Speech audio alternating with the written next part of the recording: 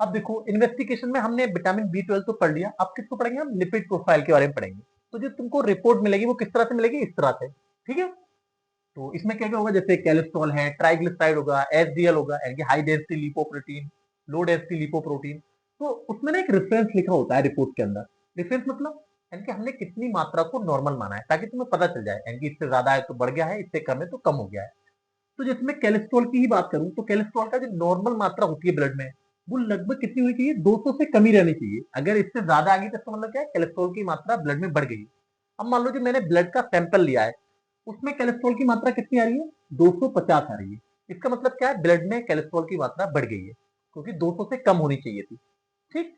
ऐसे मान लो ट्राइग्लिसराइड, तो जो ट्राइग्लिसराइड की जो नॉर्मल मात्रा रहती है ब्लड में कितनी रहनी चाहिए, यानी कि 150 से कम ही आनी चाहिए, ठीक है। इससे ज्यादा होगी तो इसका मतलब होगा बढ़ गई ब्लड में।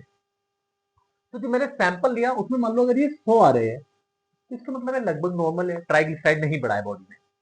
और क्या, जैसे हाई डेंसिटी लिपोप्रोटीन कोलेस्ट्रॉल, तो इसकी जो मात्रा होनी चाहिए वो कितनी, 40 से ऊपर होनी चाहिए, ठीक है। अगर मान लो 50 आ रहा है, जो सैंपल मैंने कलेक्ट किया है उसमें, तो इसका मतलब सही है, यानी हाई डेंसिटी लिपोप्रोटीन बिल्कुल बॉडी में नॉर्मल बना हुआ है। या मान लो लो डेंसिटी लिपोप्रोटीन कोलेस्ट्रॉल, इसकी जो नॉर्मल मात्रा होती है ब्लड में कितनी होती है, यानी कि 100 से कम ही रहनी चाहिए, 100 से ऊपर जाएगी तो इसका मतलब बढ़ा हुआ है। तो अगर मान लो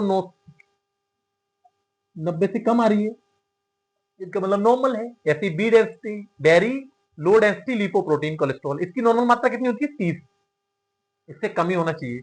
अगर मान लो सैंपल जो कलेक्ट किया उसमें 10 आ रही है, तो इसका मतलब ये भी नॉर्मल है। और नॉन हाई डेंसिटी लिपोप्रोटीन, इसकी नॉर्मल मात्रा कितनी होती है, यानी 130 से कम ही रहनी चाहिए, ठीक है। तो इस तरह से रिपोर्ट में लिखा हुआ होगा, अब आपको पता चल गया होगा, यानी कि ये रेफरेंस लिखा होता है, यानी कि कितनी हमने नॉर्मल मानी है, ठीक है। और ये क्या होता है, जो सैंपल हम कलेक्ट करते हैं उसकी मात्रा लिखी होती है, यानी कि इतनी इतनी मतलब आ रही है, तो उससे पता चल जाएगी बढ़ा हुआ या घटा हुआ। नाम से किसमें है, नैनोग्राम पर डेसीलीटर में हम इसको नापते हैं, ठीक है। अब देखो मैंने कुछ नोट करके लिखा हुआ है, जैसे जो लिपिड है वो क्या है, लिपिड क्या है, यानी कि कोलेस्ट्रॉल और ट्राइग्लिसराइड का क्या है, कॉम्बिनेशन होता है, इसको हम लिपिड बोलते हैं। और जैसे हाई डेंसिटी लिपोप्रोटीन क्या है, ये क्या है, गुड कोलेस्ट्रॉल है, अगर ये बढ़ हुआ है इसका मतलब क्या है, कोई भी प्रॉब्लम नहीं है बॉडी को। और जैसे लो डेंसिटी लिपोप्रोटीन, अगर ये बढ़ गया इसका मतलब क्या है, ये बैड कोलेस्ट्रॉल कहलाता है, ये गुड कोलेस्ट्रॉल कहलाता है, यानी ये क्या है, गुड है और ये बैड कोलेस्ट्रॉल है, ठीक है। तो क्या होगी, बहुत सारी प्रॉब्लम व्यक्ति को होने लगेगी।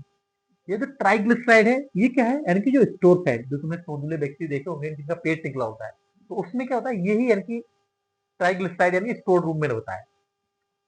क्या क्या सिम्टम्स होंगे अगर मान लो कोलेस्ट्रॉल की मात्रा बढ़ रखी है, तो क्या होता है, जैंथेलेस्मा हो जाता है।